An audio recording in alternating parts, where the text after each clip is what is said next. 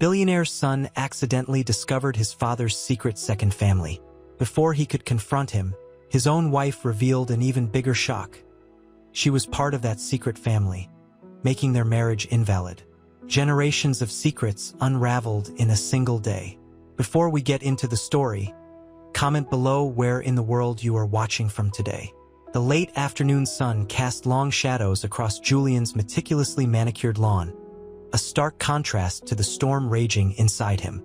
He sat on the patio, the cool stone a small comfort against the burning heat of his discovery. The mahogany box, still clutched in his hand, felt heavy, laden not just with its contents, faded photographs and yellowed letters, but with the weight of his father's deception. The scent of freshly cut grass, usually soothing, now felt suffocating. He'd found the box hidden behind a loose brick in his father's study, a secret compartment revealed by a seemingly accidental nudge. The photos depicted a smiling woman, strikingly beautiful, with a younger, cherubic version of himself. The letters, penned in his father's elegant script, spoke of a love affair, a hidden life, a family Julian never knew existed. Denial had been his first response, a desperate clinging to the illusion of his perfect, predictable world. Now only a hollow ache remained. He opened the box again, the crisp paper rustling like whispered accusations. A single tear traced a path through the dust motes dancing in the fading light. He wasn't just angry. A deeper, colder fear gnawed at him. The comfortable certainty of his life, built on a foundation of wealth and privilege, had crumbled into dust. His father, the man he admired, the man he'd strived to emulate, was a stranger, a liar. A wave of nausea washed over him. He closed the box, the sound a small, final thud in the encroaching silence. The perfect facade of his life, meticulously crafted over years, now seemed flimsy, almost transparent. He needed air, needed to escape the suffocating reality of the hidden compartment and the secrets it held. He stood, the box forgotten in his hand, and walked towards the sprawling expanse of his father's estate, the shadows lengthening, mirroring the growing darkness in his soul. The weight of his father's betrayal, the chilling uncertainty of what else he might discover, felt heavier than any physical burden. The sprawling mansion loomed, a silent monument to his father's wealth and his own burgeoning despair. The air hung heavy with the scent of jasmine and impending rain, mirroring the storm in Julian's heart. He wandered the manicured grounds, the neatly clipped hedges mocking the chaos within him. Each meticulously placed rose felt like a pointed finger, accusing him of his naivete. He stopped by the reflecting pool, the still water reflecting a distorted image, a man haunted, his face etched with disbelief and a nascent fury.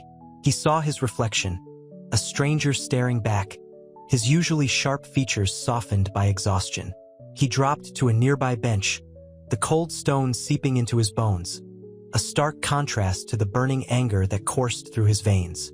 A flicker of movement caught his eye. Serafina emerged from the French doors leading to the conservatory, a vision in flowing silk, her usually bright smile absent. She approached cautiously, her eyes mirroring the apprehension in his own. "Julian," she began, her voice barely a whisper. I need to talk to you." The words hung in the air, thick with unspoken anxieties.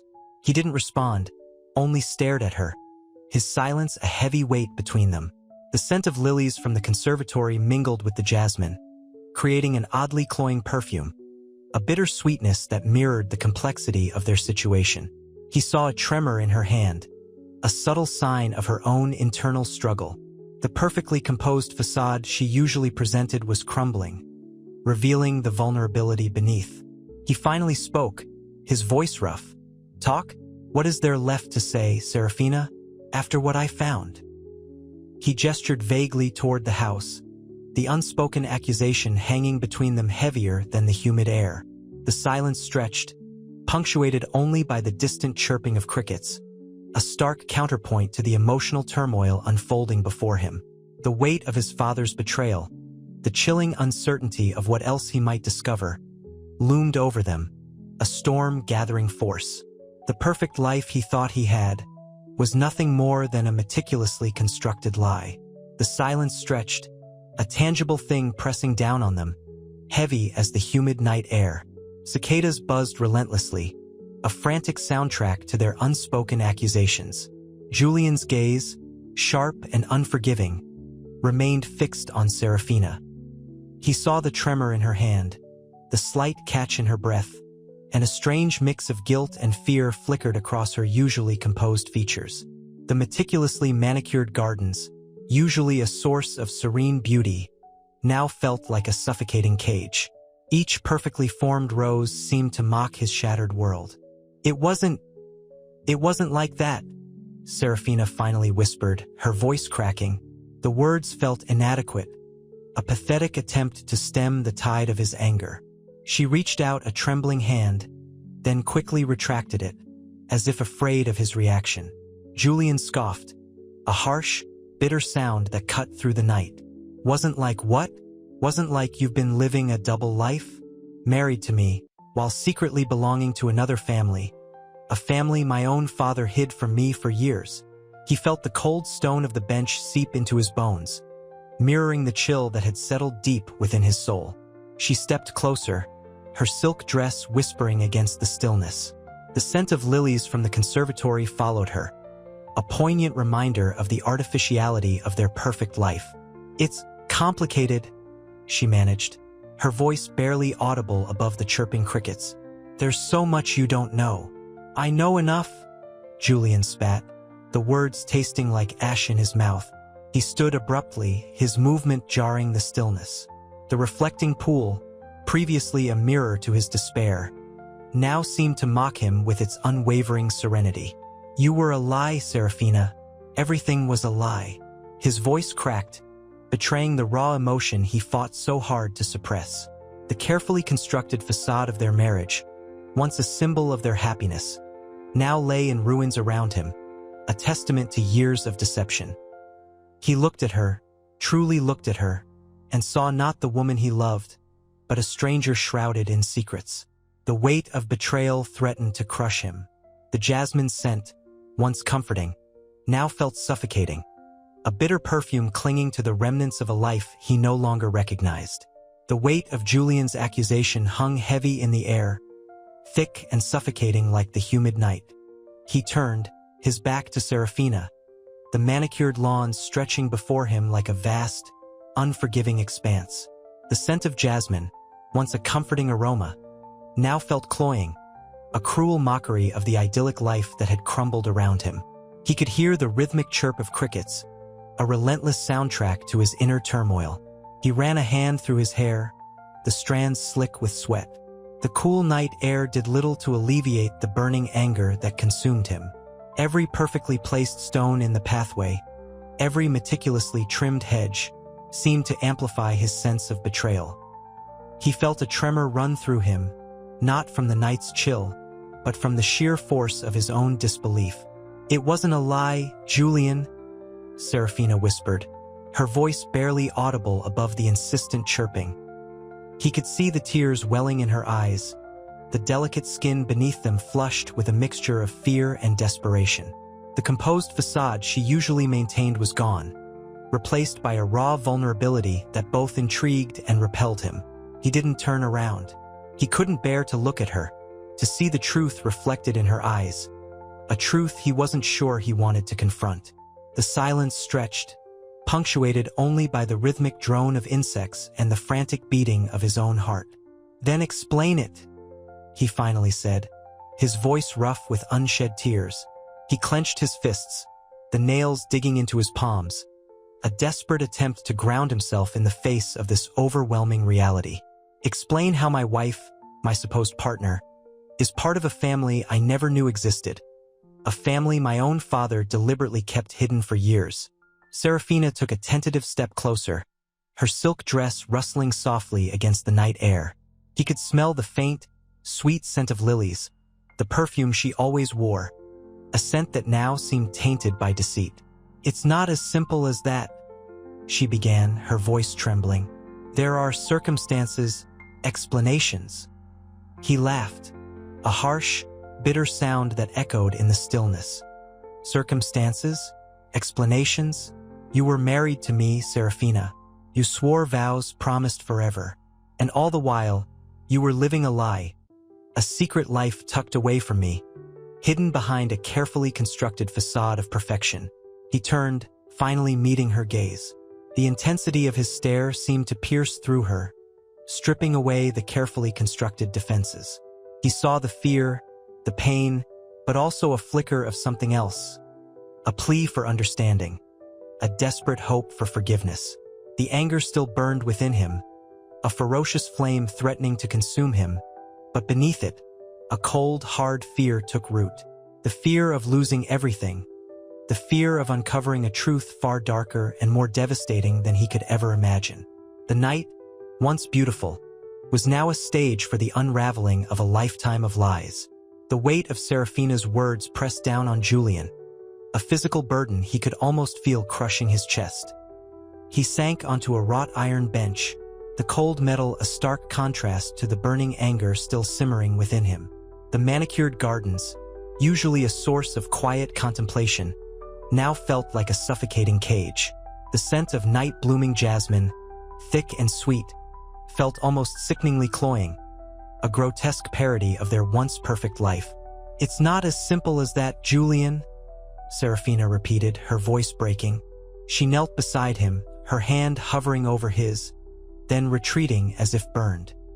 He could see the tremor in her hands, the way her usually flawless makeup was smudged, a testament to her own inner turmoil. "Simple?"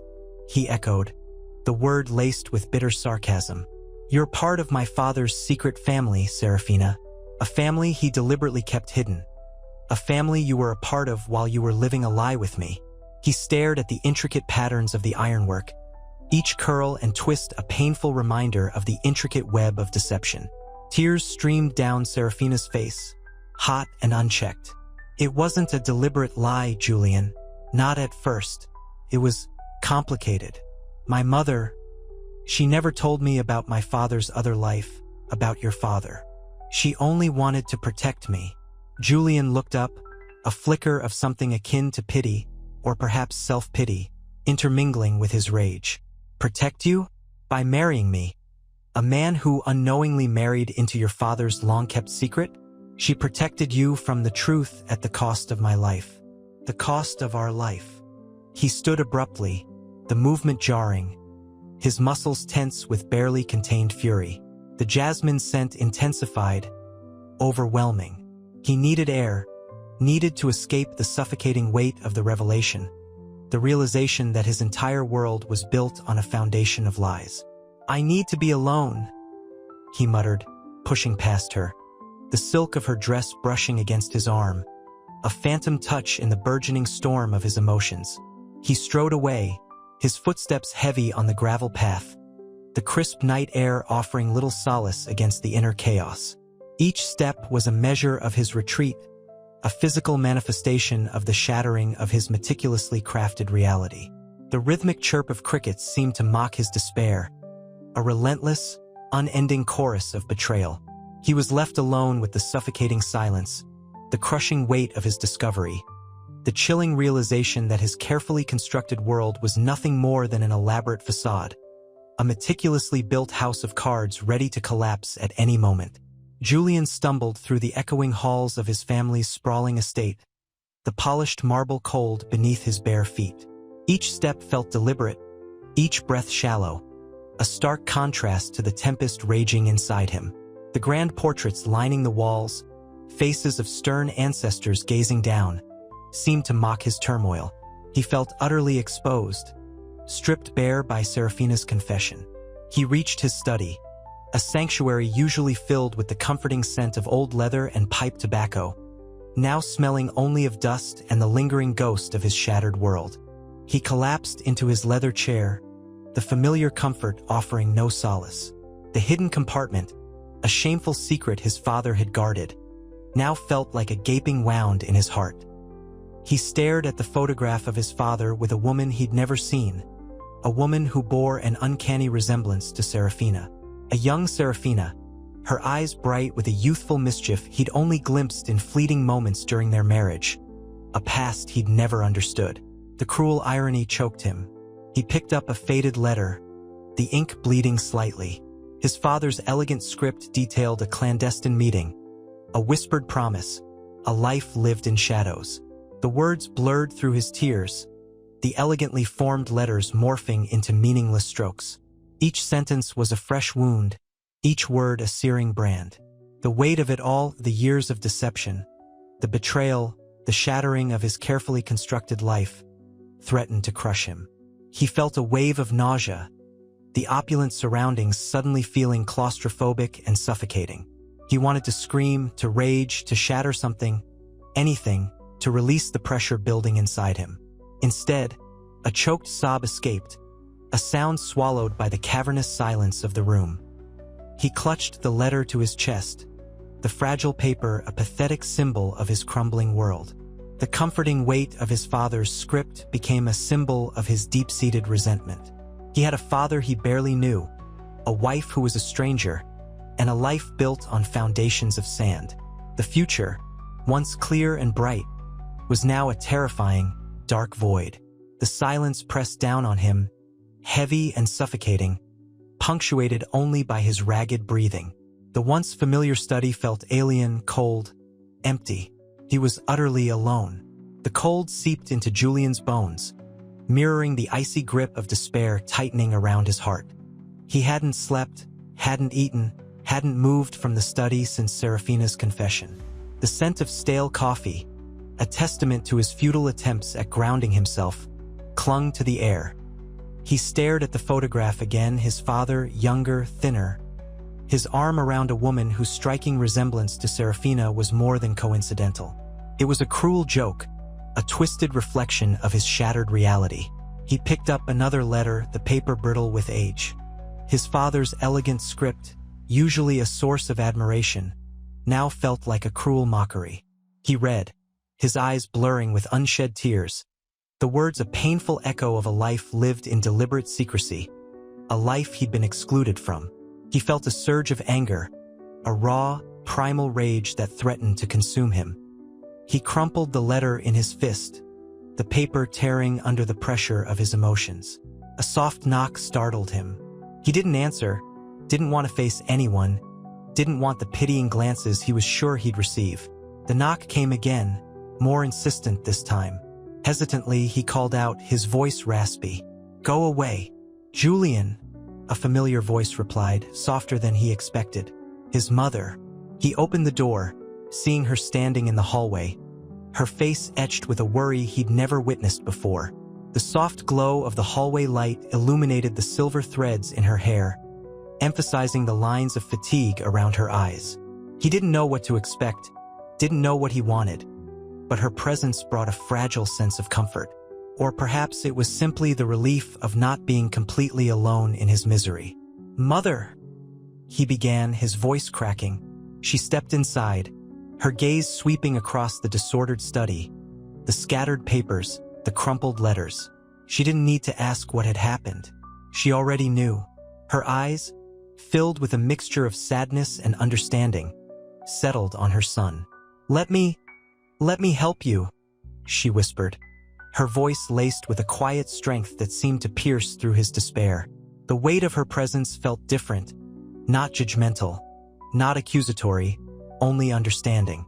A faint scent of lavender, her signature perfume, hung in the air, a gentle counterpoint to the bitterness of his emotional turmoil. He looked at her, the sharp edges of his rage softening slightly under the weight of her compassionate gaze. Perhaps, he thought, this wasn't the end. Perhaps there was still a glimmer of hope in the vast darkness. The lavender scent, a stark contrast to the stale coffee and despair, clung to his mother's cashmere coat. He watched her, a silent observer to his own unraveling, as she moved through the chaos of his study, her touch gentle on a discarded photograph. The silence stretched, heavy with unspoken words, punctuated only by the ticking grandfather clock in the hall. Finally, she spoke, her voice a low murmur. "Tell me, Julian." He swallowed, the lump in his throat a physical manifestation of his grief. The words tumbled out, a torrent of betrayal and confusion.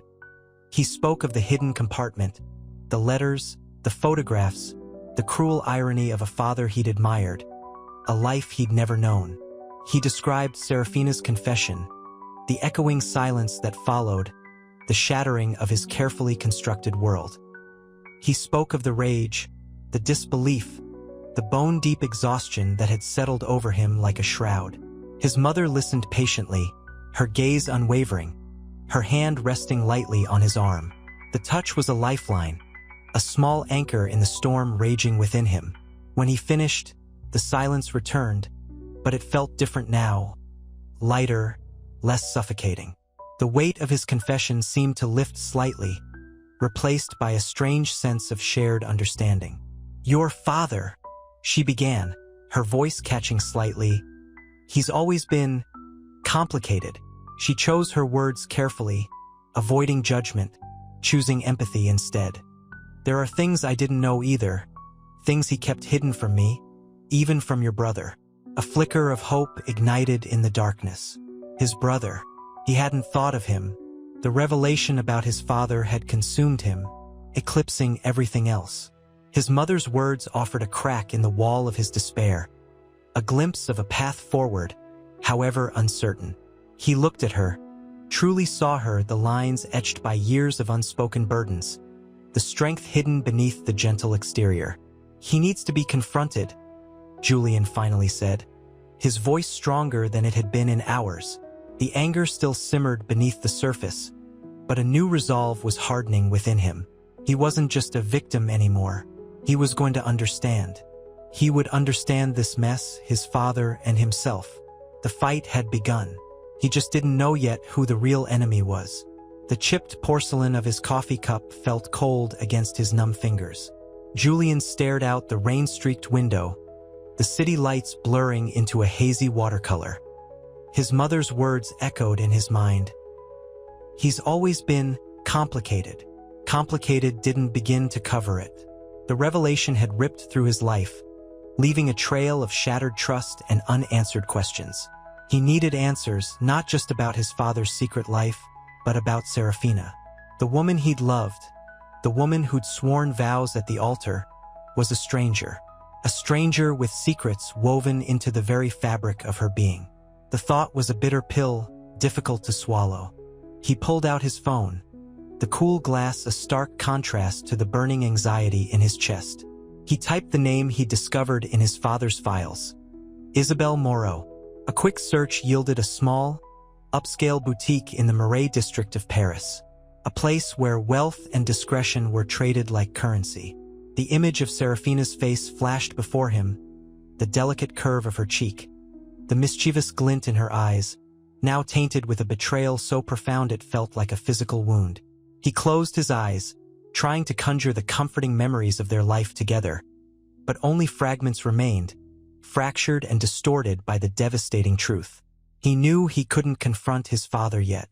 Not until he had more information, more understanding of the web of deceit that had enveloped his family for generations. He needed to know about Isabelle Moreau, about this second family that had existed in the shadows, mirroring his own life, yet utterly alien. This investigation, once a path to uncovering a simple betrayal, had now become a labyrinth of secrets, each revelation more painful than the last. The weight of it all was almost unbearable. The city lights outside seemed to mock his despair with their bright, indifferent glow. The Marais district hummed with a low, seductive thrum. Julian, lost in the labyrinthine streets, felt a prickle of unease. The scent of roasting chestnuts mingled with the sharper tang of aged perfume, a heady mix that did little to soothe his churning stomach. He'd found Isabelle Moreau's boutique easily enough, a discreet doorway tucked between a patisserie and an antique shop, its understated elegance belying the wealth it surely housed. He pushed open the heavy oak door, the chime a jarring intrusion into the hushed, luxurious interior. The air was thick with the scent of expensive leather and exotic flowers. Soft music played, a counterpoint to the frantic rhythm of his own heart. Behind the counter, A woman with silver hair pulled back in a severe bun regarded him with cool, assessing eyes. "Bonjour, monsieur," she said, her voice smooth as silk. "Can I help you?"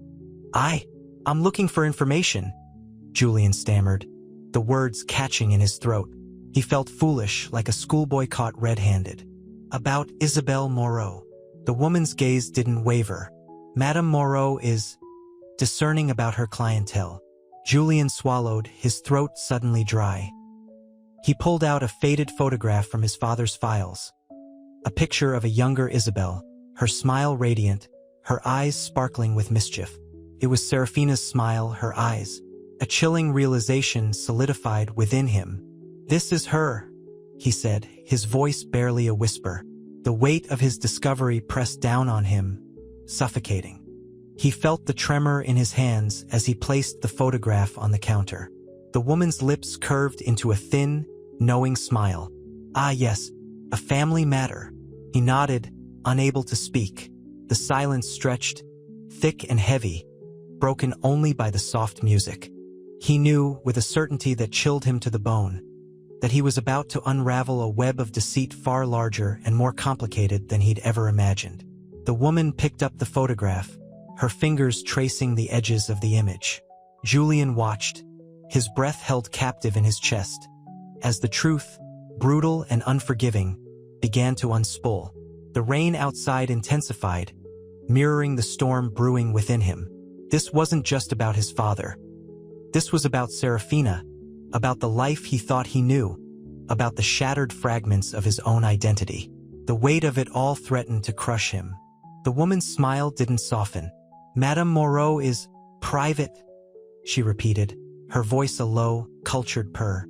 The scent of lilies, sharp and cloying, filled the air, a stark contrast to the musty smell of old paper clinging to the photograph. Julian felt a tremor run through him, not just from the cold Parisian rain seeping through his coat, but from the icy certainty spreading through his veins. He'd found her. He'd found a piece of the puzzle, but the piece felt more like a bomb, poised to detonate his carefully constructed life. He cleared his throat, the sound brittle and thin. I need to know who she is. Who she is to my father." The words felt inadequate, clumsy, failing to capture the enormity of his suspicion, the gut-wrenching dread that coiled in his stomach. He watched as the woman's fingers lingered on Serafina's face in the photograph, a ghost of recognition flitting across her eyes. The boutique was a study in contrasts, the sleek, modern furniture at odds with the antique tapestries draped over the walls. The soft strains of classical music seemed to mock his inner turmoil, a discordant symphony of anxiety and fear. The rain outside intensified, a furious percussion against the glass windows, mirroring the storm raging inside him. "Your father," the woman said, her voice low, almost a whisper, "was a man of complex relationships." She placed the photograph down, her gaze unwavering. "He valued discretion above all else." The statement hung in the air, heavy with unspoken implications. Julian swallowed, his throat tight with unshed tears. He felt exposed, vulnerable, the carefully constructed facade of his perfect life crumbling around him. He pushed a hand through his hair, the action clumsy and desperate. Discretion or deception? The question hung in the air, stark and accusatory. He watched her, waiting for an answer, hoping, perhaps foolishly, for some small measure of solace, some glimmer of explanation.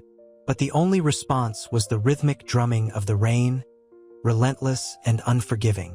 He knew with a bone-deep certainty that the truth, when it finally came, would shatter him. The Parisian rain, a relentless curtain of gray, mirrored the storm brewing inside Julian. He left the boutique, the scent of lilies clinging to his coat like a malevolent perfume. The woman's words echoed in his ears. Complex relationships, discretion above all else, discretion or deception. The question gnawed at him, a relentless worm boring into his carefully constructed reality. He hailed a cab, the yellow glow a stark contrast to the gloomy Parisian streets. The city, usually a source of romantic fascination, now felt cold, indifferent to his turmoil. He stared out the window, the blurred lights a hypnotic blur, mirroring the chaotic thoughts swirling in his head. He felt adrift, lost in a sea of unanswered questions, each one a sharp, painful jab to his gut. Reaching his hotel, he stumbled inside, the plush comfort of the lobby offering little solace. His room, a haven of luxury just hours ago, now felt like a gilded cage. He sank onto the plush sofa, the soft cushions offering no comfort. He pulled out his phone, his fingers trembling as he searched for information on Madame Moreau. The internet offered little: a name, a vague connection to a charitable foundation, and a trail of carefully erased digital footprints. Frustration clawed at him. He needed answers, and he needed them now. He paced the room, his agitation growing.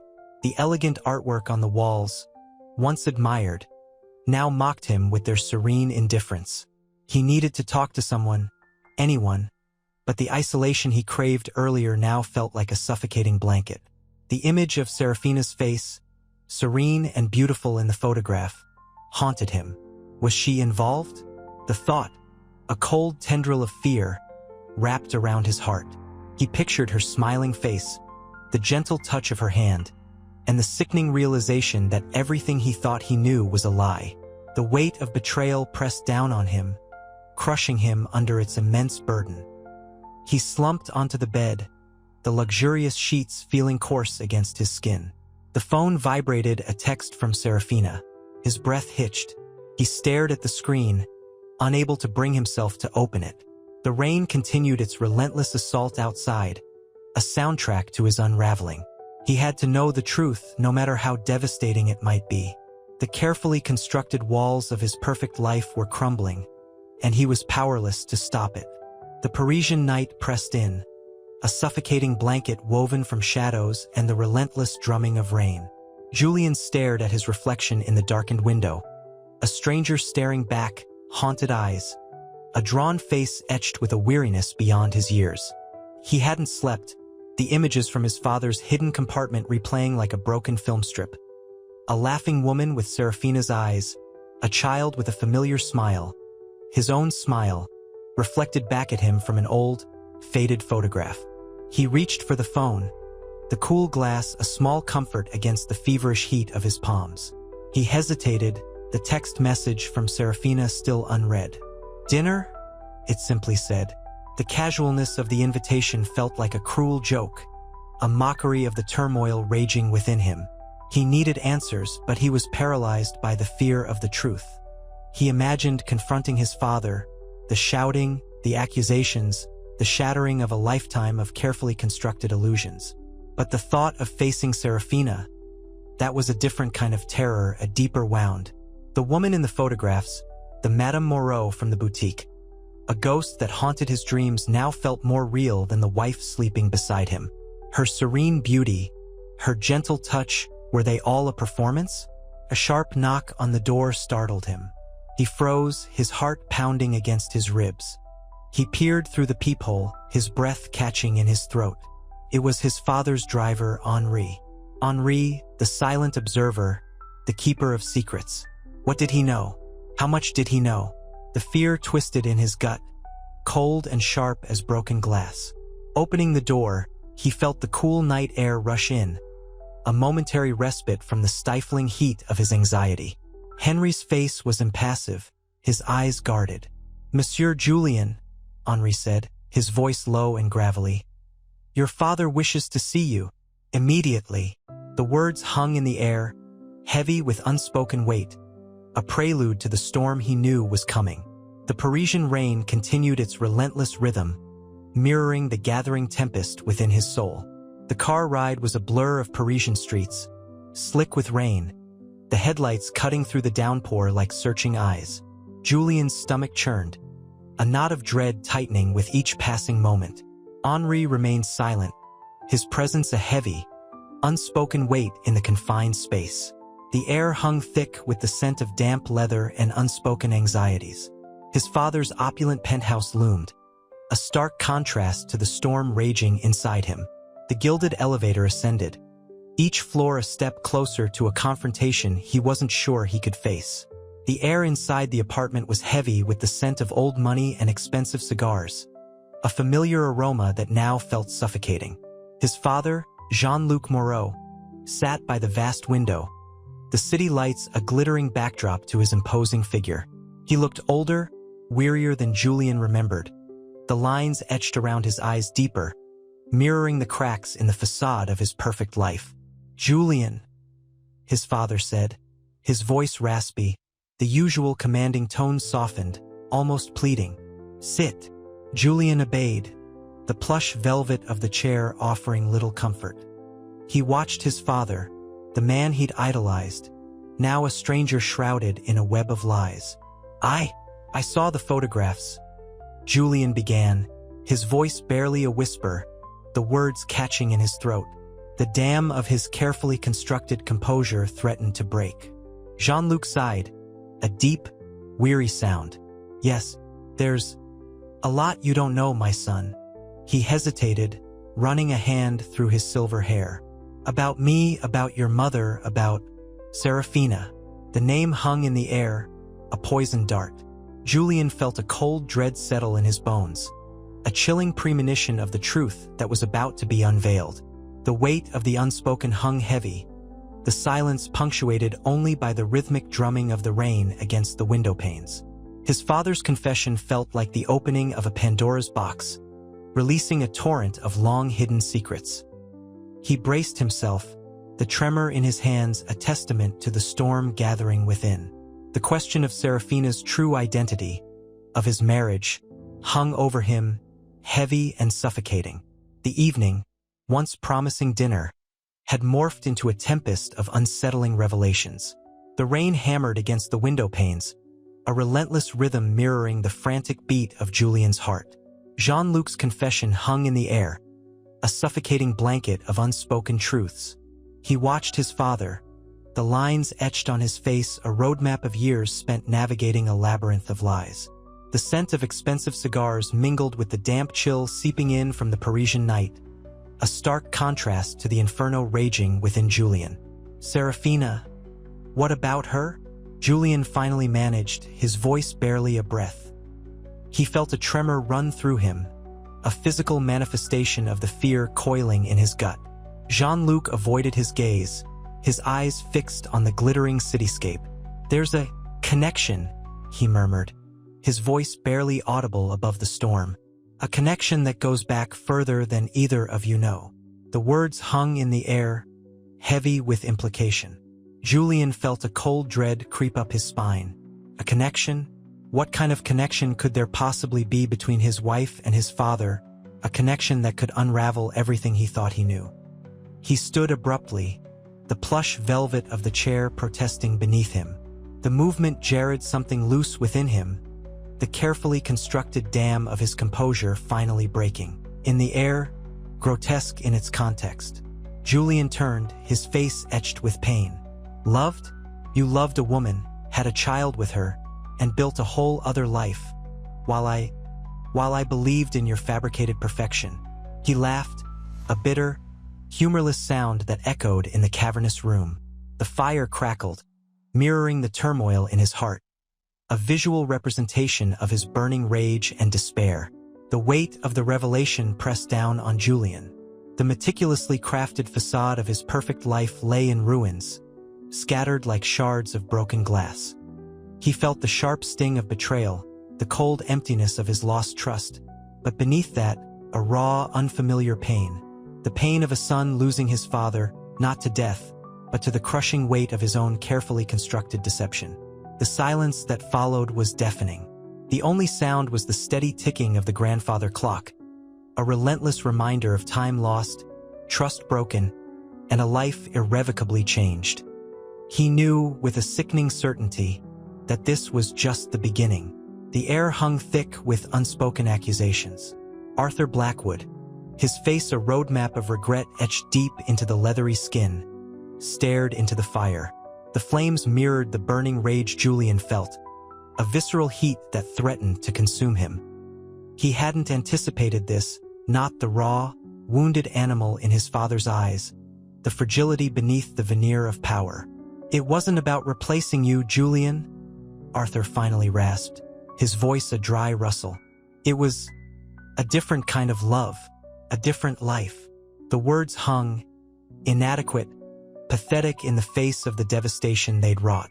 Julian scoffed, the sound harsh and brittle. Different? You built a whole other family. Another life, replete with secrets and lies. A life you kept hidden, while I lived under the shadow of your supposed perfection. He ran a hand over his face, feeling the stubble rough against his skin, a stark contrast to the smoothness of Serafina's. The memory of her confession, the cold dread that had seeped into his bones, returned with brutal force.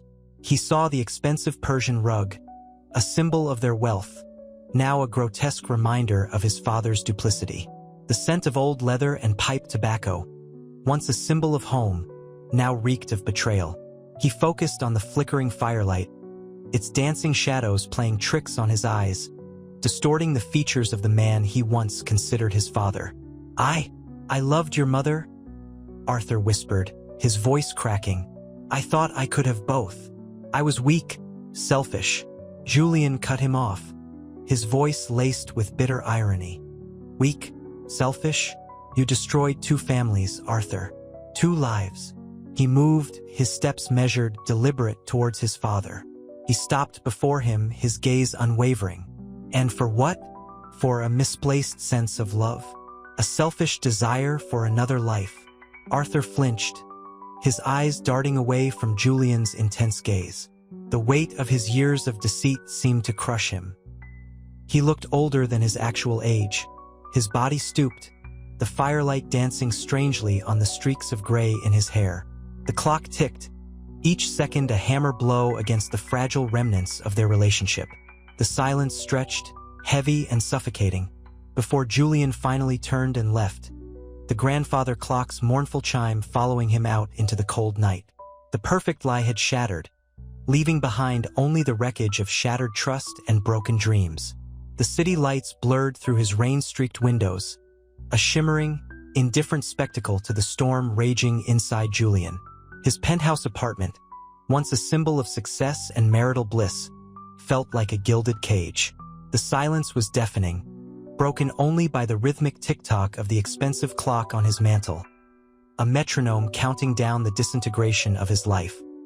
He stared at the half-empty glass of scotch, the amber liquid mirroring the hollow ache in his chest. He hadn't slept properly since Serafina's confession. The revelation had cleaved his world in 2, leaving him adrift in a sea of disbelief and betrayal. The memory of her soft voice, her tear-stained face, played on repeat in his mind. I didn't want to hurt you, Julian," she'd whispered, her words a fragile shield against the storm of his rage. But the damage was done, irreparable. He picked up the phone, his fingers hovering over his father's number. He wanted to scream, to accuse, to demand answers. But what good would it do? His father's justifications, his hollow apologies, wouldn't fill the void in his heart, wouldn't mend the shattered pieces of his trust.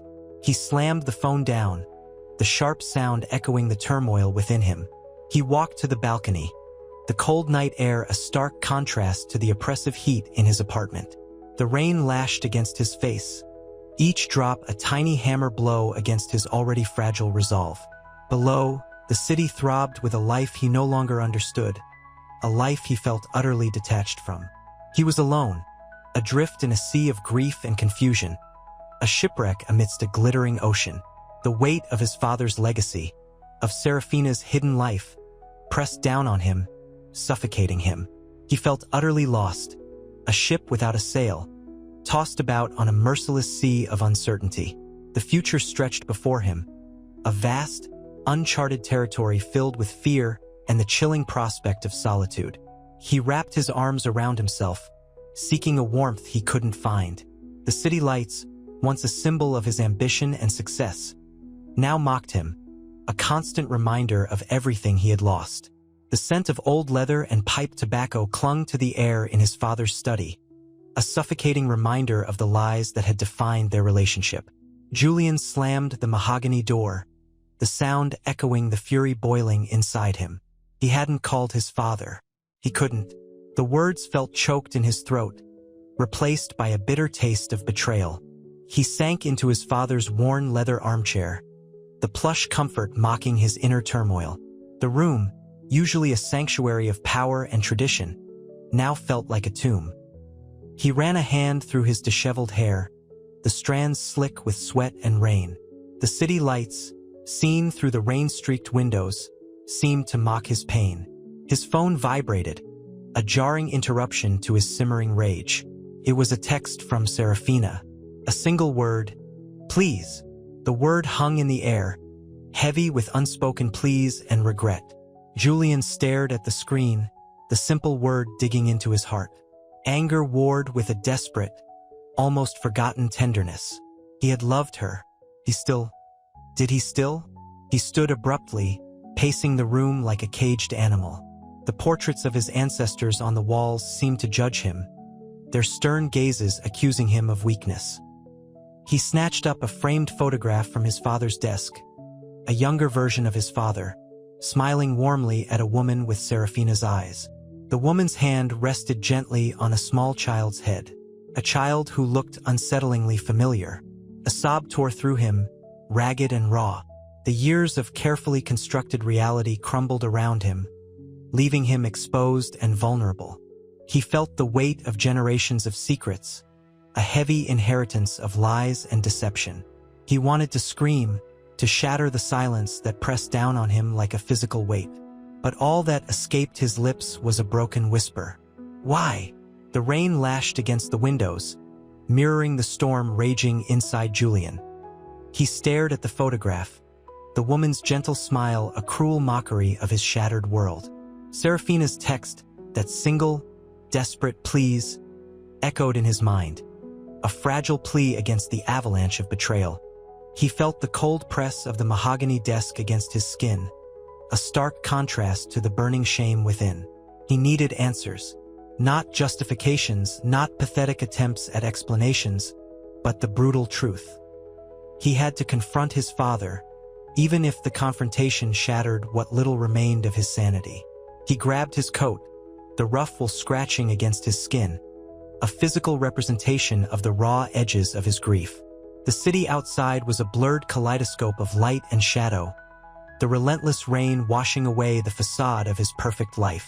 He hailed a cab, the jarring horn a rude awakening to the harsh reality he now faced. The penthouse suite was opulent, cold, and strangely empty.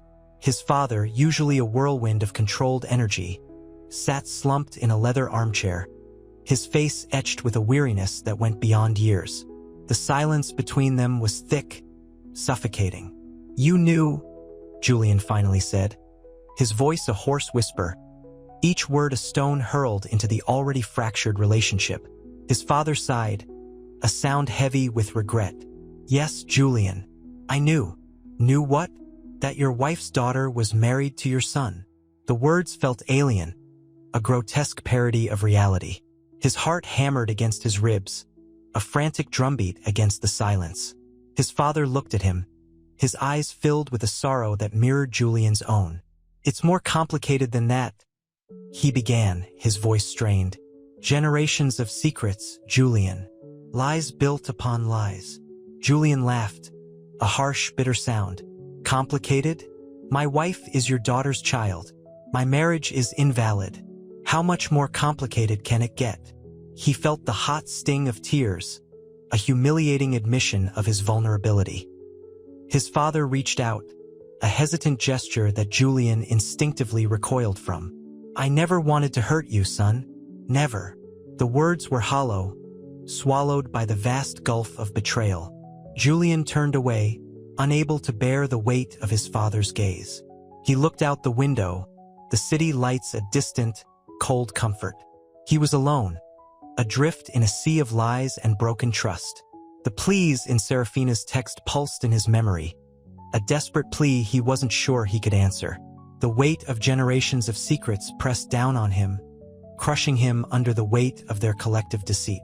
He felt a cold dread seep into his bones, a chilling realization that this was only the beginning of his unraveling. The penthouse felt colder than the rain-lashed city outside. Julian sat rigidly on the edge of a plush, yet unforgiving armchair, the scent of expensive leather doing little to soothe the raw wounds within him. His father's confession, a torrent of half-truths and justifications, echoed in the cavernous space. Each word, a poisoned dart aimed at the heart of their already fractured relationship. He rubbed his eyes, the harsh texture of his palm a stark contrast to the smooth, cool glass of his whiskey. The amber liquid did nothing to quell the fire burning in his gut. "So, it's my fault?" he finally asked, his voice barely a whisper. His father, a man who had always projected an image of unwavering control, looked defeated, the lines etched around his eyes deepening with each passing moment. "No, Julian, it's not your fault, but it's my failure. A lifetime of it. A lifetime of lies," Julian corrected, his voice gaining strength. The ice in his glass clinked, a brittle sound in the oppressive silence. He stared at the swirling liquid, its movement mimicking the chaos within him. "My wife, Serafina, a secret, a deception woven into the very fabric of our lives." He felt a fresh wave of nausea. His father's gaze dropped to his hands. "She loved you, Julian. She's always loved you. Loved me enough to keep the truth buried? To let me believe in a life that never existed." He stood abruptly, the movement jarring in the still air. The penthouse, usually a symbol of wealth and success, now felt like a gilded cage, suffocating him with its opulence. He walked to the expansive window, the city lights a blurry spectacle below. The rain continued its relentless assault, each drop a tiny hammer against the glass, a symphony of sorrow mirroring his own internal turmoil. "And what about her mother?" His voice was low, controlled now, yet laced with a chilling quiet anger. His father hesitated, the silence stretching, heavy with unspoken words and buried secrets. She was never meant to know." The words hung in the air, as sharp and bitter as shattered glass. Julian turned, his face etched with a pain that ran deeper than simple betrayal. It was the pain of a life lived on a foundation of lies, a realization that everything he thought he knew had been a carefully constructed illusion. He felt a sudden, overwhelming fatigue. This wasn't just the exhaustion of a sleepless night, but a lifetime's worth of deferred truth. The weight of generations, the crushing burden of secrets, settled upon him. The battle had just begun. The dusty, leather-bound family Bible lay open on the mahogany desk, its yellowed pages whispering tales of forgotten ancestors. Julian traced a finger across a faded inscription, the name Isabel Moreau, a stark contrast to the elegant script surrounding it. His father's second family, a branch severed, hidden, yet undeniably a part of the same twisted, ancient tree. The scent of old paper and dust filled the air, a tangible reminder of the weight of secrets.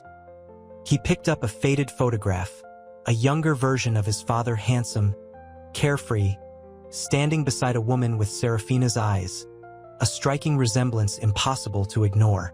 A wave of nausea washed over him. The image was a physical manifestation of the betrayal. He slammed the photo shut, the sound echoing in the silent study. His grandfather's study, ironically, was a treasure trove of concealed truths. Julian found another hidden compartment, this one smaller, containing a collection of letters.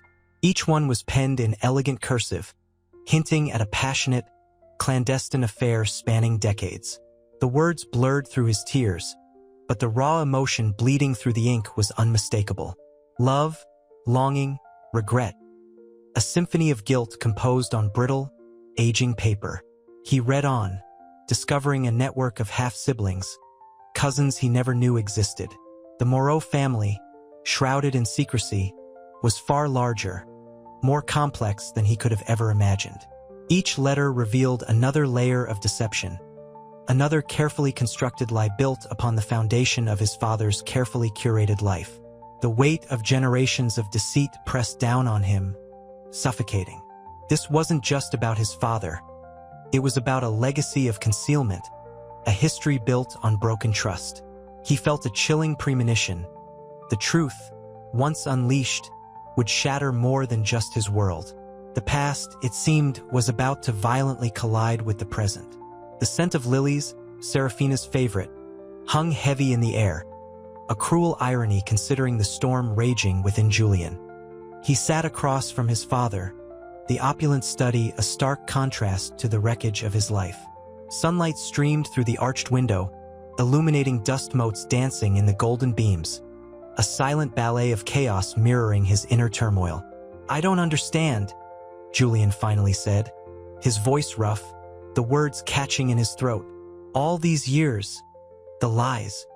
His father, usually so composed, sat slumped in his leather chair, his shoulders bowed under the weight of his deceit. "There's no easy way to say this, Julian. It started long ago," he sighed, the sound heavy with regret. "Your mother, she wasn't capable of having children. It was a cruel truth, a burden I carried alone for years." Julian stared at him, disbelief etched on his face. "So you built a second life? Another family?" The question was a choked whisper, laced with pain. His father nodded slowly. "Isabel, she was different. She understood. She gave me a family I never thought I could have." The silence stretched, thick with unspoken accusations. Julian looked around the room, at the polished mahogany, the priceless artwork, the carefully curated illusion of perfection. All of it built on a foundation of lies. The weight of it pressed down on him, a suffocating blanket of betrayal. He stood abruptly, pacing the length of the room. "And Serafina? How long have you known?" His voice was a low growl, barely controlled rage simmering beneath the surface. His father flinched. "She's my granddaughter, Julian. Isabel's daughter. I never intended for this to happen." The revelation hit Julian like a physical blow. His carefully constructed world, the life he thought he knew, lay in ruins. The scent of lilies, once a comfort, now felt like a suffocating perfume of deception. He looked out the window, the sun suddenly harsh, unforgiving. The dust motes continued their dance, oblivious to the devastation unfolding within the walls of his father's opulent study. The future, once a bright canvas, was now a terrifying void. The weight of generations of secrets, of concealed truths and broken promises, pressed down on him, threatening to crush him beneath its crushing weight.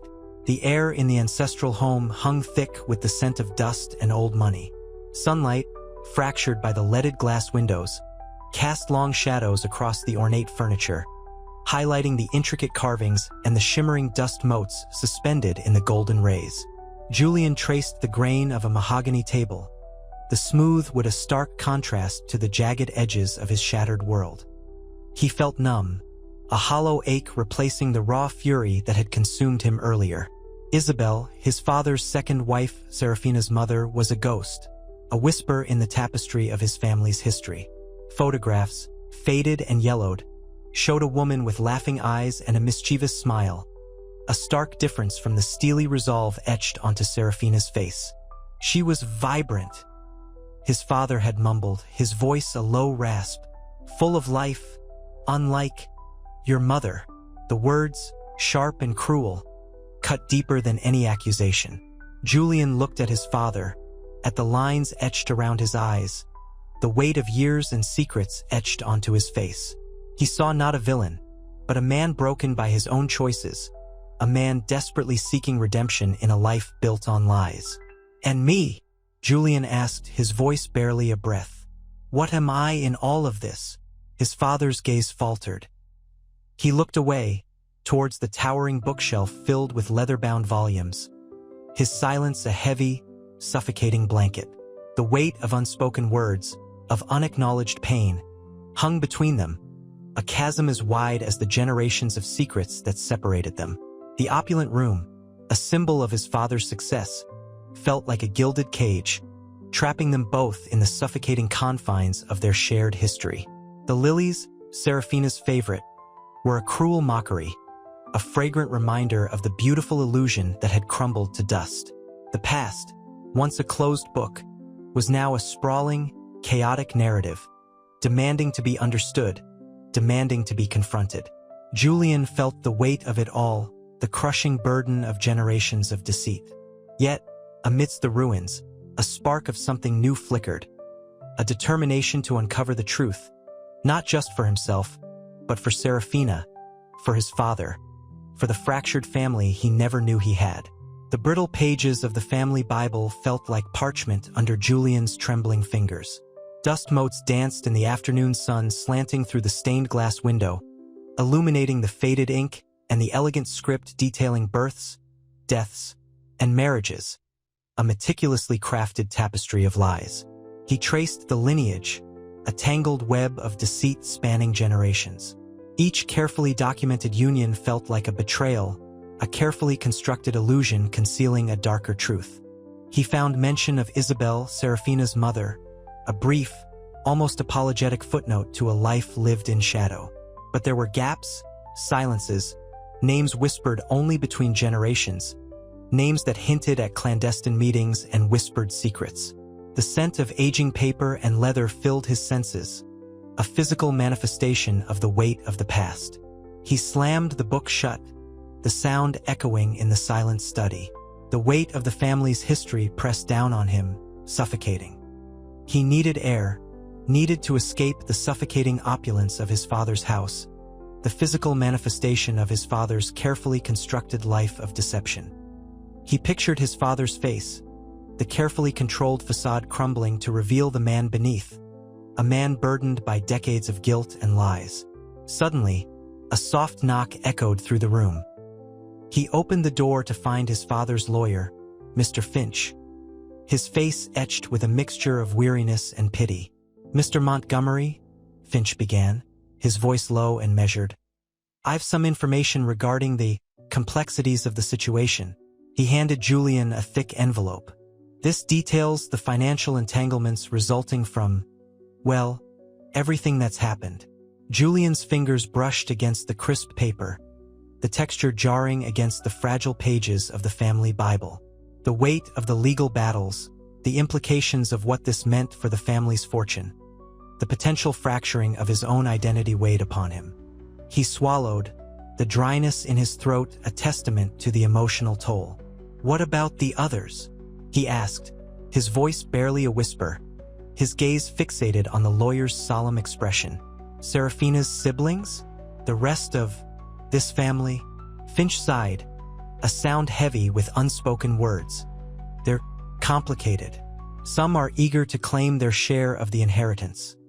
Others are wary, haunted by the secrecy. This is far from over, Mr. Montgomery. This is only the beginning." The lawyer's words hung in the air, heavy with the unspoken implications of what lay ahead. A legal battle that would unravel not just a fortune, but the very fabric of a family. The fight for the inheritance was a mere metaphor for a deeper struggle, for truth, acceptance, and the fragile chance at healing. The faded tapestry in his grandmother's attic felt like a shroud. Dust motes, illuminated by a single shaft of sunlight, swirled like tiny ghosts around Julian as he traced the intricate embroidery. Each stitch, a tiny testament to a life lived in secret, felt heavy with unspoken stories. He found a faded photograph tucked into a loose thread, a young woman, strikingly similar to Serafina, laughing with a group of people he didn't recognize. The scent of old linen and mothballs hung in the air, thick and suffocating. He felt a wave of nausea, the familiar sickness of betrayal returning. He pulled out his phone, the cool glass a stark contrast to the aged fabric. He scrolled through the few photos he'd managed to salvage from his father's hidden compartment. Blurry images, fleeting glimpses of a life he never knew existed. A child's drawing, crudely rendered but undeniably Serafina's. A family portrait, with a man he now recognized as Isabel's husband, and children he'd never met. A sob escaped him, ragged and raw. He sank to his knees, the worn floorboards cold against his skin. The weight of the past, the generations of deceit, felt crushing. He wasn't just grappling with his father's lies, but with the unraveling of his own identity, his marriage, his entire life. The attic door creaked open, revealing his Aunt Clara, his father's sister. Her eyes, the same shade of stormy gray as his own, held a mixture of pity and understanding. "Julian," she said, her voice soft, laced with a sorrow that mirrored his own. "I knew. I always knew." He looked up at her, his face streaked with tears. "Knew what?" he rasped, his voice thick with despair. "About your father," she replied, sitting beside him, her touch gentle. "About Isabel, about everything." Silence hung between them, heavy with unspoken words. The sun dipped below the horizon, casting long shadows across the dusty room. Clara's presence, however, was a beacon in the darkness, a flicker of hope amidst the overwhelming despair. He needed answers, needed understanding, but mostly, he needed someone to share the weight of this crushing revelation with. And in his aunt's quiet acceptance, he found a fragile foothold in the storm. The unraveling continued, but for the first time, he wasn't entirely alone. The lawyer's office smelled of old leather and expensive coffee. Julian sat rigidly, the plush chair offering no comfort. He stared at the mahogany desk, the polished surface reflecting his own haggard face. Aunt Clara's words echoed, generations of deceit. He felt the weight of them, a physical burden pressing down on his chest. The lawyer, a stern woman with sharp eyes and a carefully neutral expression, cleared her throat. "The documents are complex," she began, her voice precise and measured. "Your father's will is unconventional, to say the least. It outlines provisions for both families, but the language is deliberately vague, leaving much room for interpretation and, unfortunately, litigation." Julian felt a fresh wave of nausea. Litigation. He pictured the headlines. "Billionaire's secret life explodes in legal battle." The thought was sickening. He'd lost his wife, his trust in his father, and now his inheritance was tangled in a web of legal battles. The sheer scale of it felt crushing. He looked up, his gaze locking with the lawyer's. "What are my options?" he asked, his voice barely a whisper.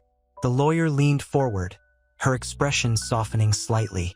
"We can try to negotiate a settlement," she said. "But given the animosity involved, it's unlikely to be straightforward. A full-scale legal battle is a distinct possibility." The sunlight streaming through the window cast long shadows across the room, highlighting the dust motes dancing in the air. Each one seemed to mock him, a tiny reminder of the shattered pieces of his life. He closed his eyes, the image of Serafina's face, her tear-streaked cheeks, her anguished eyes burned behind his eyelids. The betrayal stung, raw and fresh, but beneath it, a flicker of something else ignited, a stubborn refusal to be defeated. He opened his eyes, a steely glint replacing the despair. "Let's fight," he said, his voice stronger now, filled with a quiet resolve. "Let's fight for what's right." The lawyer nodded, a hint of admiration in her eyes. The battle had begun. The unraveling of the past wouldn't be easy, but Julian was ready to face it. He had to be, for himself, for the truth, for the future, however uncertain it may be.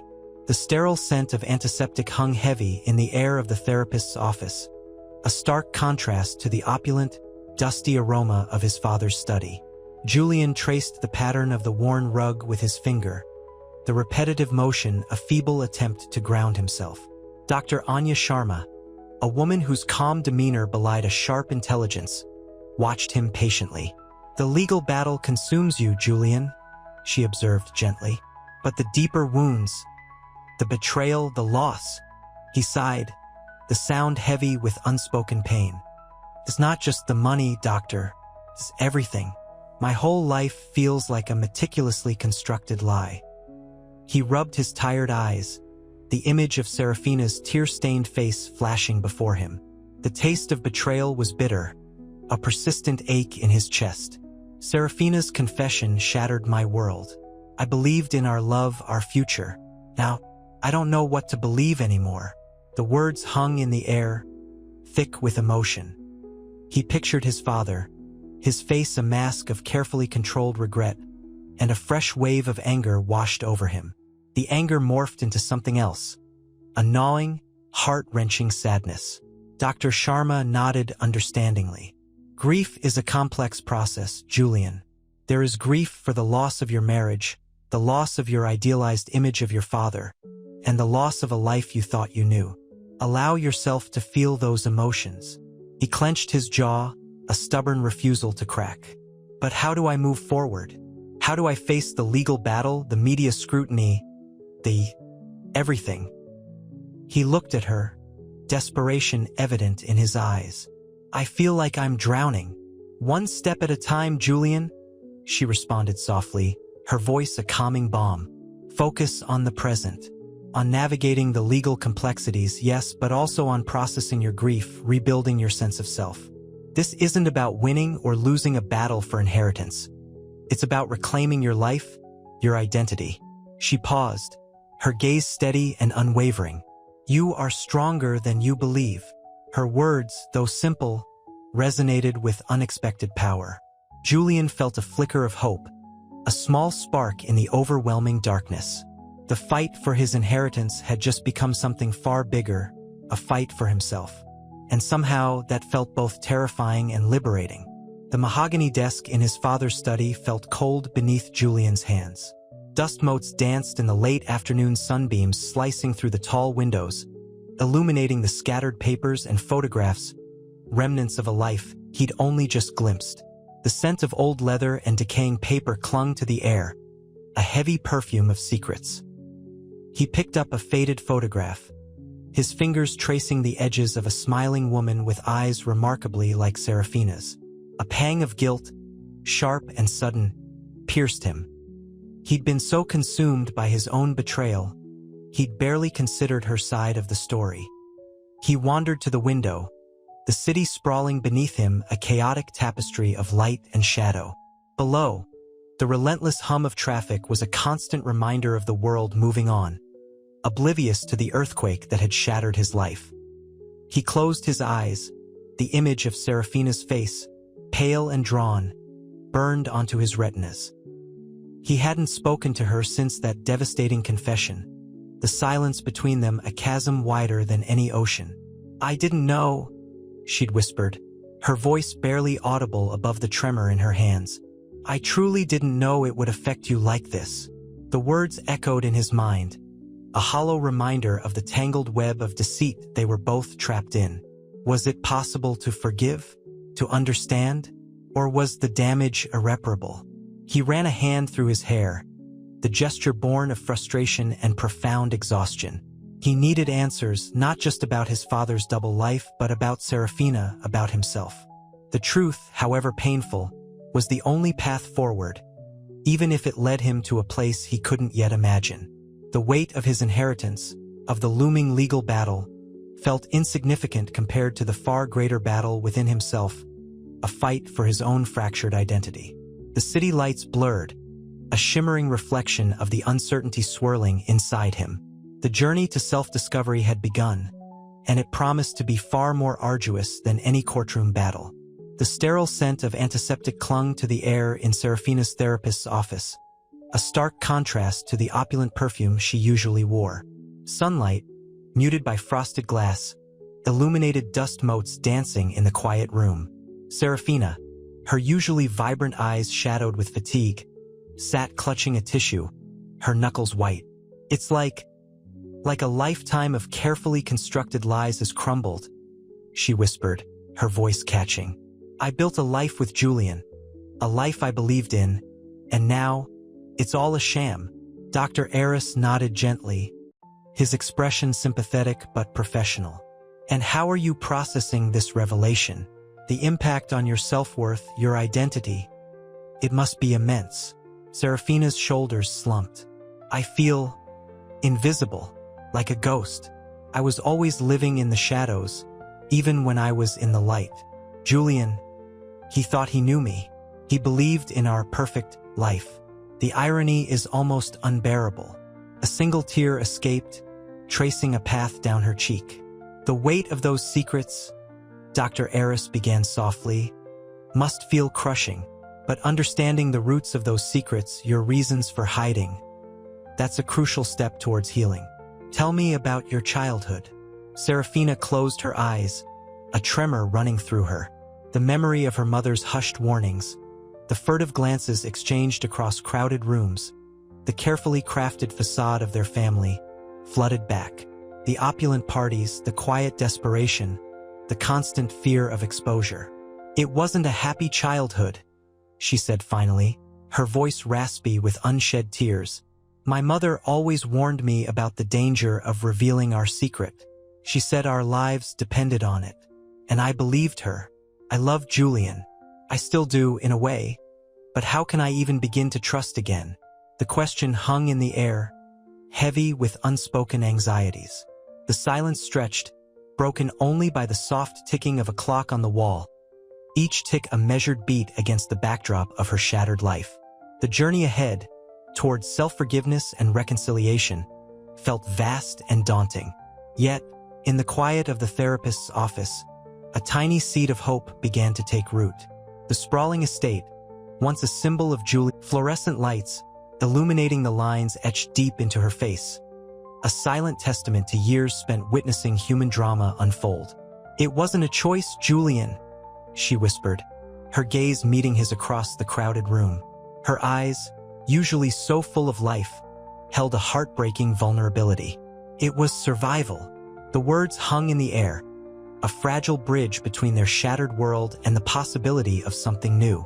He saw the flicker of hope in her eyes, a tiny flame battling against a gale-force wind of betrayal and resentment. He squeezed her hand, offering what little comfort he could across the chasm that separated them. Mr. Sterling, a predator in tailored suit, pounced. His questions were sharp, precise, designed to dismantle Serafina's carefully constructed defense. Each question was a pinprick, another wound inflicted on her already fragile spirit. Julian felt a surge of protective rage, a primal instinct to shield her from the onslaught. The judge's impassive face offered no solace. Her gaze was a cold, impartial assessment of the unfolding tragedy.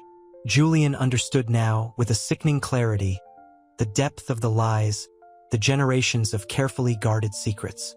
It was a war, and the casualties were love, trust, and the very fabric of their family. The rain outside intensified, a relentless, mirroring the storm raging within him.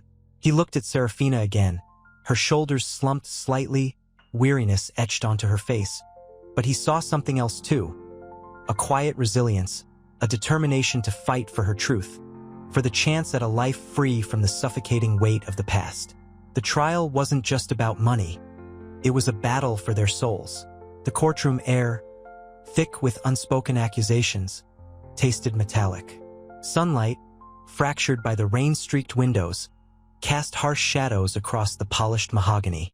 Mr. Sterling, Julian's father, sat ramrod straight, his expensive suit a stark contrast to the turmoil brewing within him. His face, usually a mask of controlled power, was etched with lines of weariness and regret.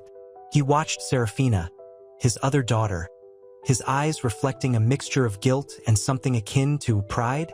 Serafina's testimony continued, her voice a low hum against the hushed whispers of the gallery. She spoke of her childhood, a carefully constructed cage of lies and half-truths, her words painting a portrait of isolation and yearning. The details were brutal, each one a hammer blow against the idyllic facade of Julian's life.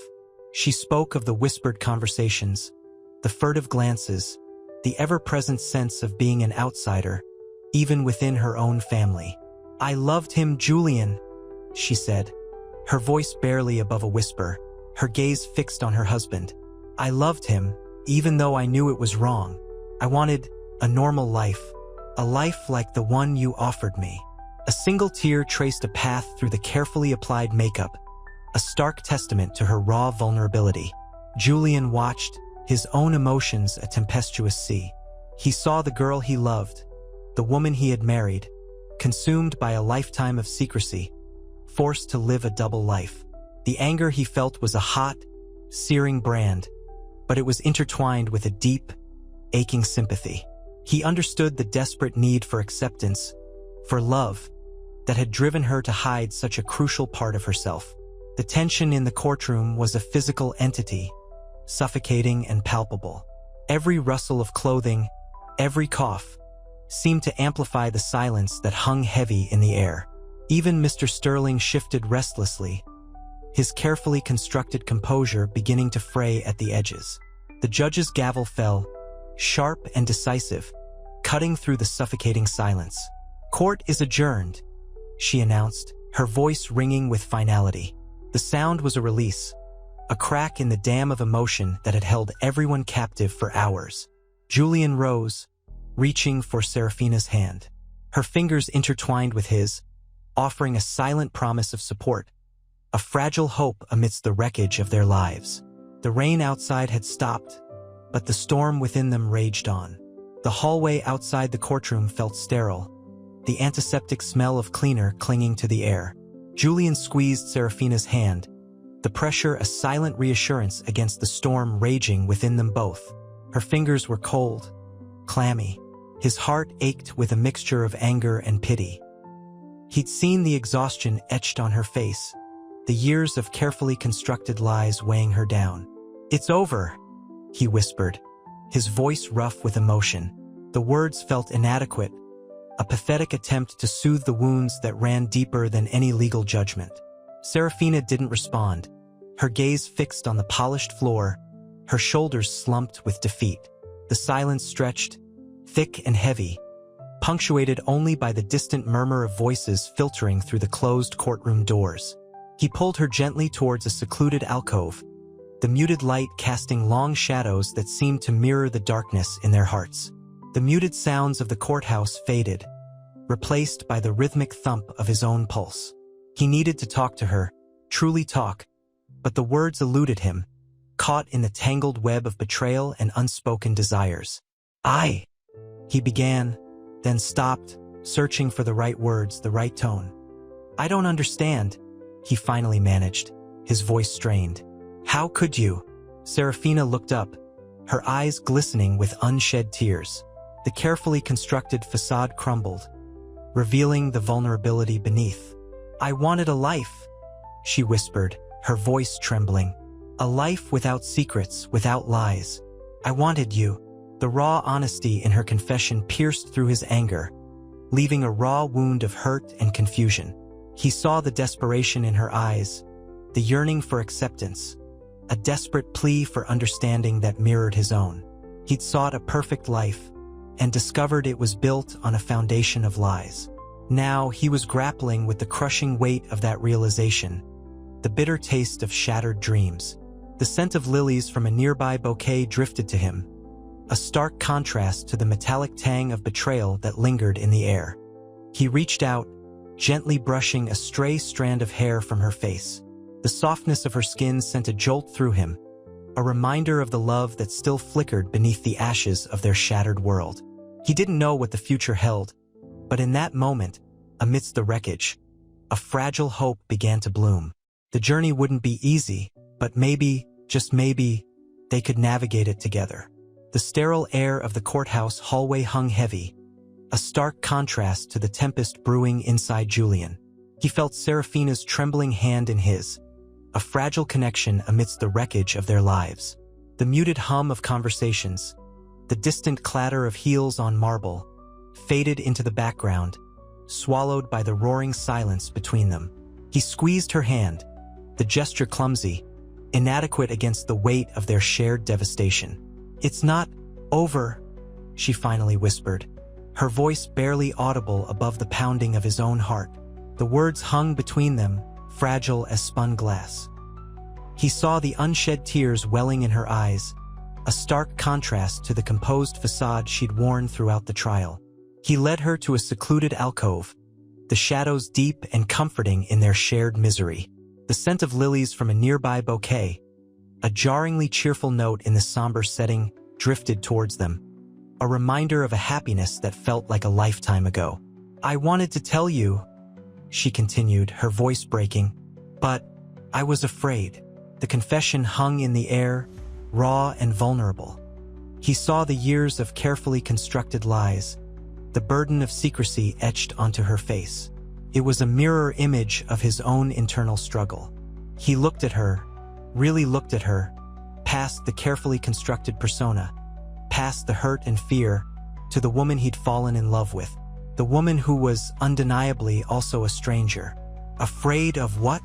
he asked, his voice soft, his anger tempered by a dawning understanding. The rage still simmered beneath the surface, but it was now entangled with something else. Pity, perhaps, and a deep, unsettling sorrow. "Afraid of losing you," she whispered, her gaze locked on his. "Afraid of the truth tearing us apart." The truth had already torn them apart. The words were a simple statement, yet they contained a lifetime of unspoken fears and desperate desires. The weight of those years pressed down on him, heavy and suffocating. He reached out, his fingers gently tracing the curve of her cheek. The contact a silent affirmation of the bond that still existed despite the chasm that lay between them. The warmth of her skin against his was a lifeline in the sea of their shared despair. "Maybe," he said, his voice barely a breath, "maybe we can rebuild." The words felt tentative, fragile, yet they held a promise, a glimmer of hope amidst the ruins. The journey would be long, arduous, filled with uncertainty. But for the first time since the shattering revelation, he felt a flicker of something akin to hope. The future remained unwritten, but in that shared silence, in the quiet acceptance of their shared pain, a new beginning seemed possible. The courtroom's polished mahogany gleamed under the harsh fluorescent lights, a stark contrast to the raw emotions spilling over in the hushed gallery.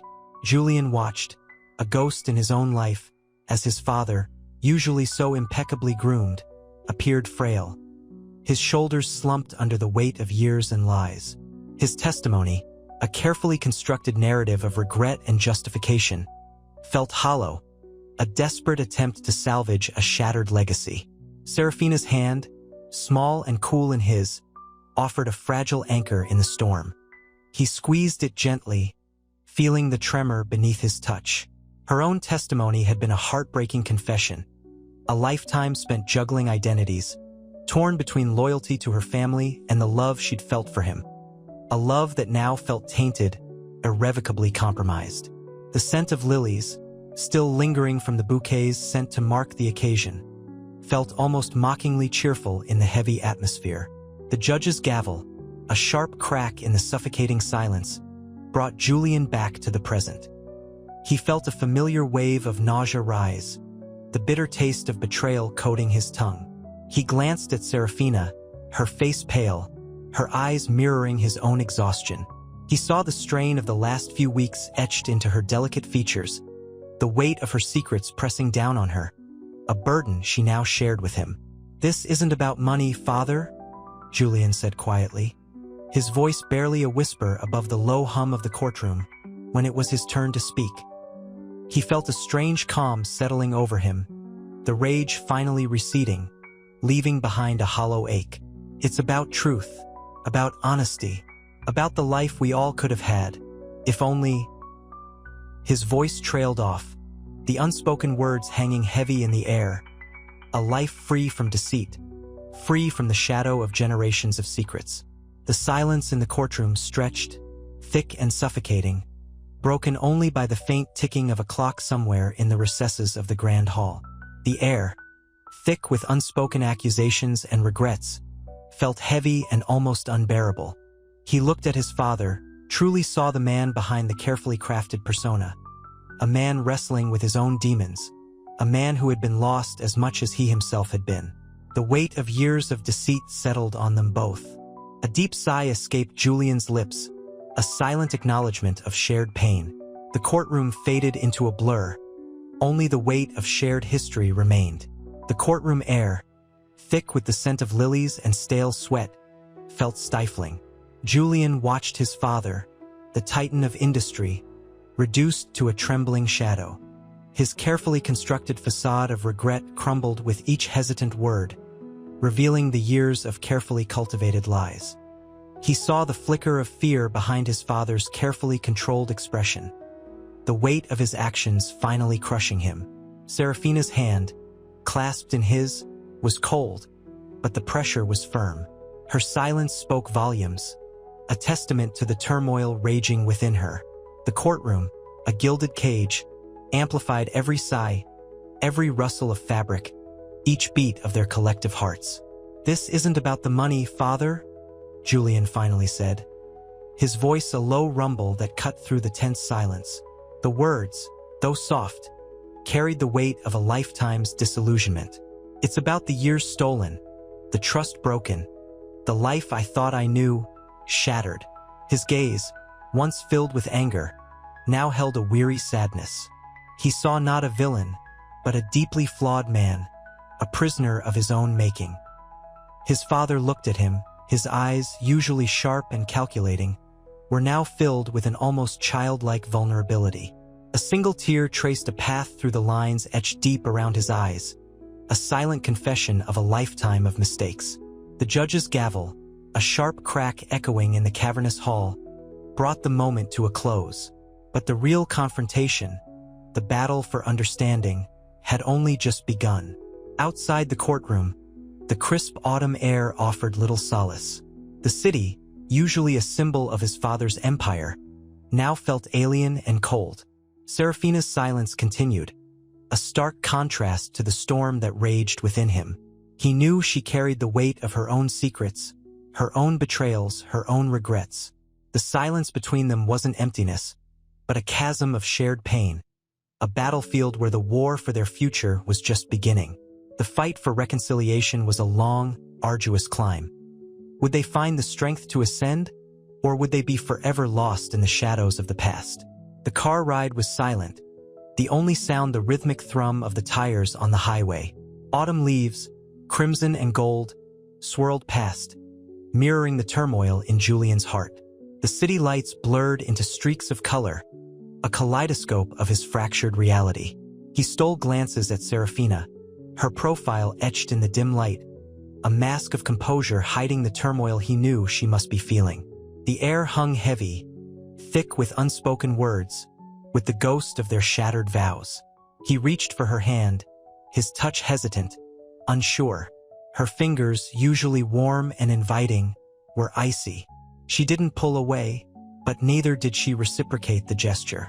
The silence stretched, an unbearable weight between them. Finally, Julian spoke, his voice barely a whisper. I don't understand," he began, the words catching in his throat. "How could this have happened? How could we have built a life on such a foundation of lies?" Serafina turned, her eyes glistening with unshed tears. The carefully constructed wall around her heart seemed to crumble. "I didn't want to hurt you, Julian," she whispered, her voice choked with emotion. "I was scared. I've always been scared." The confession hung in the air, fragile and vulnerable. He saw a flicker of the girl he had fallen in love with, the girl who had laughed freely and loved deeply, hidden beneath layers of deceit and fear. A wave of empathy washed over him, a potent cocktail of pity and self-loathing. The anger, the burning resentment, began to recede, replaced by a deep, aching sorrow. "Scared of what?" he asked, his voice softer now, tinged with compassion. The question hung between them, as potent and fragile as the unspoken promise of a new beginning. The city lights reflected in her tear-filled eyes, small universes of pain and regret, a testament to the shared burden of their broken world. The journey ahead, he realized, was not about blame, but about understanding, about navigating the treacherous path towards forgiveness, both for himself and for her. The path was long, arduous, and uncertain, but in the silent promise of her hand resting in his, Julian found the faintest glimmer of hope.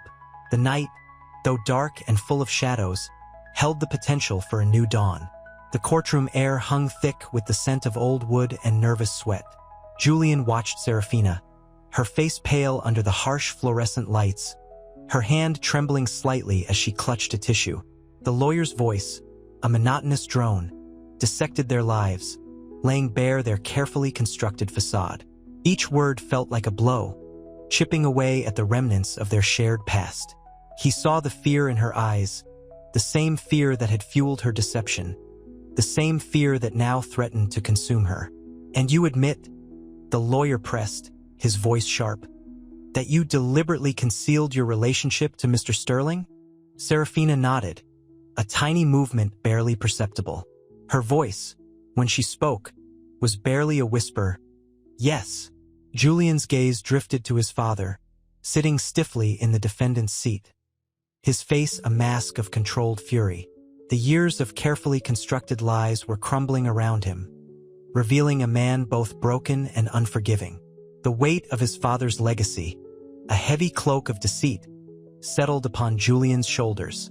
He felt the crushing weight of generations of secrets, a burden he was forced to carry.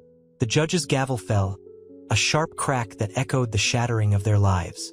The trial recessed, leaving Julian alone with the echoing silence and the profound uncertainty of his future. He needed time, space, to sort through the wreckage of his life, to find the shards of hope amidst the devastation. He walked out into the crisp autumn air, the biting wind a welcome contrast to the stifling atmosphere of the courtroom. The city seemed to pulsate with a life that felt alien, yet strangely comforting in its indifference to his private turmoil. The leaves crunched under his feet, a brittle symphony of endings and beginnings. A single tear escaped, tracing a path down his cheek, mirroring the slow, painful process of letting go, of forgiving, of finding a path forward, however uncertain it might be. The sun, a pale orb in the afternoon sky, offered a tentative promise of warmth, a fragile echo of the hope he desperately needed to find. The sterile scent of antiseptic clung to the air in the small, sparsely furnished room. Julian sat across from his father, the silence punctuated only by the rhythmic tick-tock of a clock on the wall, each second a tiny hammer blow against the fragile truce between them. His father, Arthur Sterling, looked older, his usually sharp features softened by a weariness that went beyond the physical toll of the trial. The light from the window cast long shadows across his face, highlighting the deep lines etched around his eyes. "I understand now," Julian began, his voice low, the words carefully chosen. "Not everything, perhaps, but enough. The lies, the omissions. It was a lifetime of them." He paused, running a hand through his hair, the gesture betraying the turmoil within. He'd spent days wrestling with the rage, the betrayal, the crushing weight of his shattered world. But now, something had shifted. A weary acceptance had settled in, tinged with a fragile understanding. Arthur looked at him, his gaze unwavering. "I know," he rasped, his voice hoarse, "and I'm sorry, more than words can say." "Sorry doesn't erase years of deceit," Julian countered, but his voice lacked its earlier bite. The anger remained, but it was dulled, softened by a grudging empathy. He saw in his father's eyes not just regret, but the profound loneliness of a man living with a lifetime of secrets. "But I also see the pain," he admitted, his voice almost a whisper. "The pain was my own making," Arthur replied, his voice thick with emotion. "I built a wall around myself, a prison of lies. I thought I was protecting you, protecting everyone." Julian nodded, understanding flickering in his eyes. The image of Serafina's face, etched with a mixture of fear and sorrow, flashed before him. He thought of his own pain, the shattering of his world, the loss of his marriage, the erosion of his trust. And yet, even through that pain, he sensed something else, a flicker of hope, a chance for healing. "There's no easy answer to this," Julian admitted. "No magic solution. The damage has been done. But," he hesitated, choosing his words with care, maybe we can start to rebuild. Not erase the past, but acknowledge it, learn from it." Arthur reached across the small table separating them, his hand trembling slightly as it rested on Julian's. The touch, surprisingly, was not a gesture of reconciliation, but of shared grief, of mutual understanding born from the wreckage of a lifetime of lies. The weight of those secrets, the legacy of broken trust, still hung heavy between them. But in that shared moment of quiet recognition, a sliver of hope began to bloom. A hope, however fragile, for something resembling forgiveness, something resembling healing. The long road to reconciliation lay ahead, paved with challenges and uncertainties. But for the first time in a long time, Julian felt a sense of tentative peace. The courtroom hummed with a low, tense energy. Sunlight slanted through the high windows, illuminating dust motes dancing in the air. a fragile ballet reflecting the precariousness of their situation. Julian watched Serafina, her face pale but composed, a stark contrast to the turmoil churning within him. Her lawyer, a sharp-tongued woman with eyes like flint, was expertly dismantling the opposing counsel's arguments, but the victory felt hollow. The legal battle was a sideshow, a distraction from the deeper wounds that lay exposed. He glanced at his father, Arthur, seated a few rows back, his shoulders slumped, a ghost of the powerful man he once seemed. The weight of the revelations had aged him visibly, etching lines of regret onto his face. He looked like a man defeated but also strangely vulnerable. During a recess, Julian found Serafina in the hallway, the sterile scent of the building clinging to her like a second skin. "It's intense," she whispered, her voice barely audible above the hushed murmur of conversations. Her eyes, usually sparkling with mischief, held a haunted quality. He reached out, his hand hovering over hers, unsure of the welcome he would receive. She didn't pull away. Their fingers brushed, sending a jolt of unexpected connection through him. The touch sparked a memory, a stolen kiss under a summer sky, before the world shattered. "I'm sorry," she murmured, her voice thick with emotion, "for everything." "Me too," Julian replied, the words raw and honest. The anger, the betrayal, still simmered beneath the surface, but it was tempered now by something else, a weary compassion, a shared understanding of the devastation they had both endured. "But maybe," he began, his voice catching slightly, "maybe we can find a way to start again?" The question hung in the air between them, fragile as a butterfly's wing, a symbol of hope in the aftermath of a storm. The weight of their shared past pressed heavily, yet a glimmer of something new, something tentative, flickered between them. The trial continued, the legal arguments a backdrop to their silent, internal struggle. The path ahead remained uncertain, yet within the ruins of their shattered world, a fragile seed of hope had been planted. The courtroom's sterile scent lingered, clinging to Julian like the dust motes still dancing in the afternoon sunbeams. The verdict, a legal truce rather than a decisive victory, left a bitter taste. He watched Serafina leave, her shoulders stiff, a carefully constructed mask of composure hiding the fragility he knew lurked beneath. The shared sorrow, the unspoken understanding that had briefly blossomed in the hallway, felt distant now, replaced by the chilling reality of their separate lives. That evening, Julian found himself at his father's secluded beach house, the salty air a stark contrast to the stifling atmosphere of the courtroom. The waves crashed against the shore, a relentless rhythm mirroring the turmoil within him. Arthur, his father, sat on the veranda, a glass of amber liquid swirling in his hand. The man who had seemed invincible was now etched with lines of sorrow and regret. "I'm sorry, Julian," Arthur began, his voice hoarse, the words tumbling out like stones from a collapsing wall. "For everything, for the lies, the deceit, for robbing you of your rightful inheritance and your trust." Julian remained silent, the ocean's roar a deafening backdrop to his father's confession. He watched his father, the man who had built an empire, now reduced to a fragile figure, grappling with the consequences of his actions. The anger that had consumed him earlier seemed to melt away, replaced by a weary empathy. "It wasn't easy," Arthur continued, his voice breaking, keeping it all hidden. "It was a tangled web, spun from years of fear and poor decisions. I loved both your mother and, well, Serafina's mother. I never meant to hurt anyone." Julian nodded slowly, a single tear tracing a path down his cheek. The words didn't erase the pain, the betrayal, but they offered a glimmer of understanding. He saw the man, not just the billionaire father, but a flawed human being burdened by his own mistakes. The weight of generations of secrets, of lies and omissions, seemed to lift slightly. He felt a profound sense of loss,